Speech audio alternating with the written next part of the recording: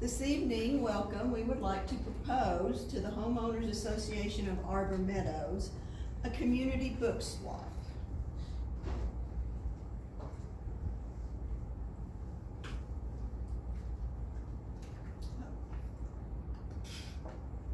Okay, push the buttons.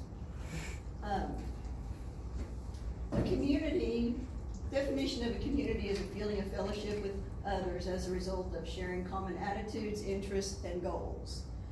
Now, one of the reasons we thought about this was, you know how electronic devices, everybody has one, from the smallest pre-K 4-year-old up to grandma and grandpa in their 90s. Everybody has some kind of screen that their face is glued to 99% of the time, right?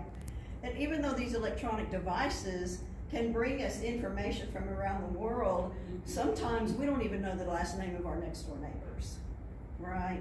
Sometimes we're not outside talking over the fence to our neighbors like people used to do back in the old days.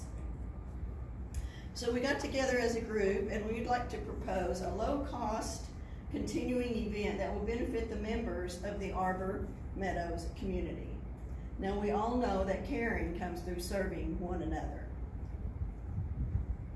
So we wanted to find a way to bring the community together where we could all get to know one another better while providing a useful service.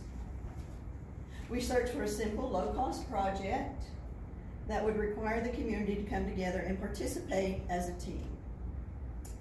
The project will require various skills and techniques that we're sure many individuals in this community have.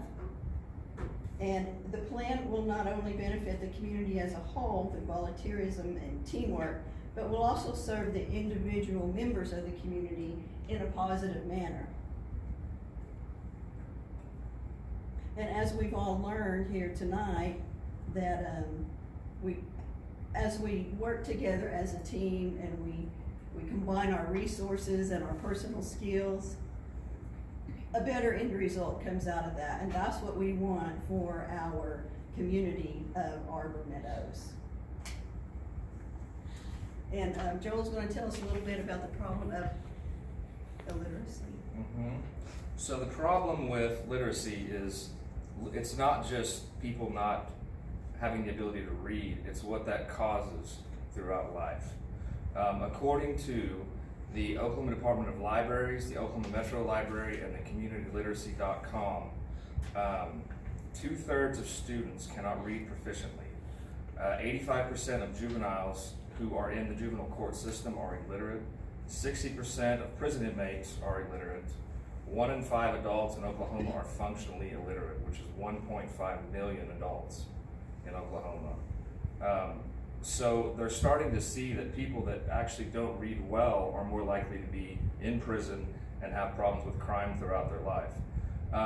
They've shown that someone who actually reads quite a bit when they're younger and through their young adult life, it actually changes the way their mind works. And they're more empathetic for people that are around them. So they understand what other people are feeling more, and they understand that other people have other thoughts and feelings, which can help in social situations as well as like their marriage and whatnot.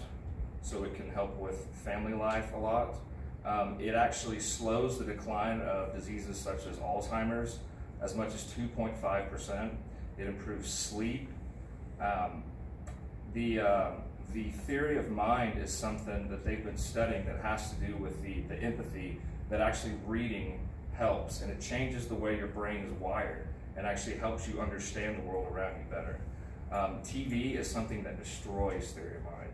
And they were talking about how children in Oklahoma spend about 3 hours a day just on TV, and that's not counting iPad or anything else. And TV actually puts off something called blue light that keeps you awake and stop melatonin from being produced in your body. And so kids are doing that up until 10, 11, 12 o'clock at night, and so they're not able to sleep well. The next morning they wake up, they haven't had good REM sleep, so that affects their entire next day at school.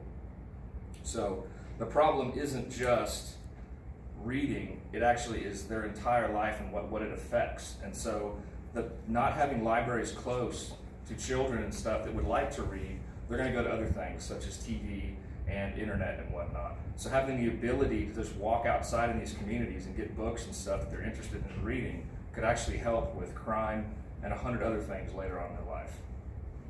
So.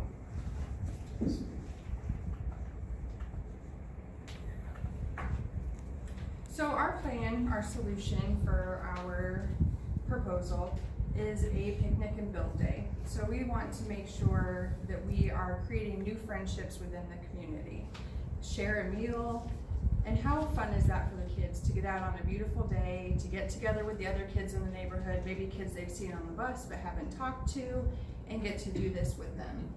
So we'll have a build site in the neighborhood, one designated house, somebody that volunteers to host the event. Everybody can bring a meal, a side dish or whatever to share for the picnic. And then the building, everybody can pair off in teams, hopefully with a neighbor that they don't know. So you may know your next door neighbor, but not the person that lives on the other side of them. So our hope is that you would pair off with a couple other families that you don't know in the neighborhood so that you can create a new friendship with them. So we would like to have 4 or 5 libraries throughout the neighborhood, and our thought process on that is I think everybody would want to have one in their front yard. I don't know if you guys have ever seen these little libraries, but some of them look like the TARDIS from Doctor Who, little bird houses. You could do a Cat in the Hat. I mean, they're just amazing works of art. Everybody will want one in their front yard. So we thought when you come in, if you want to have it in your front yard, you can put your name on a piece of paper and put it in a bucket. And for each street that's going to host one, we will draw out of that bucket for the person that gets to host the library on their street. We also want the libraries to have books for all ages. I read, everybody reads, so what a great opportunity to share some of your favorite books and your favorite authors with your neighbors, but to have adults' books in there as well. And what a great opportunity to go out and spend time with your kids, to go walk around the neighborhood, check out each of the little libraries, what books are new in there, exchange them. I know when I buy books and after I've read them, they just sit around and I never use them again. So never read them again. So I can put it in the library and borrow another one. So I think the kids would really like that. I think they'll encourage the parents to get out of the house with them, go ride their bike, go, like I said, walk around the block.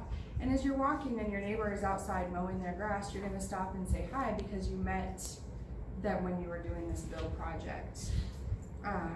After it's all done, I think a neighborhood parade would be great with all the kids going around and helping put the houses, the reading libraries at whatever house they're gonna be at.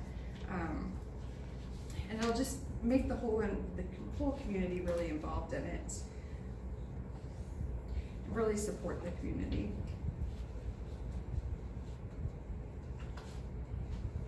So I get to talk about the big money. So all the supplies for building these structures will be donated, so it's free. Basically, we're gonna ask everybody to donate materials. Anything that's used for construction that the donor might have, basically any kind of material is welcome. The value of this activity will be based on involvement rather than cost.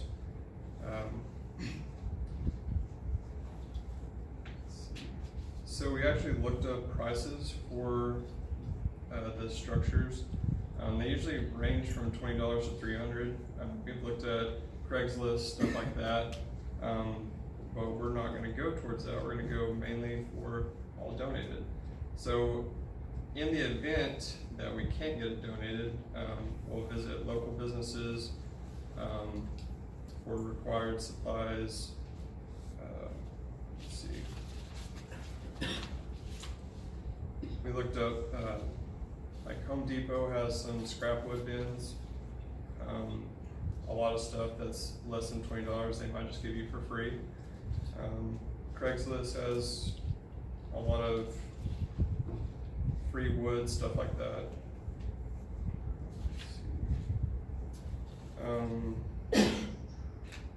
Members of the community will be asked to donate any books They no longer need to supply the libraries,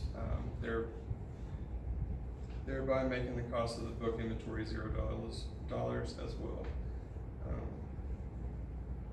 As this event will have no momentary costs, it will promote people to direct their energies towards bonding and developing better personal relationships.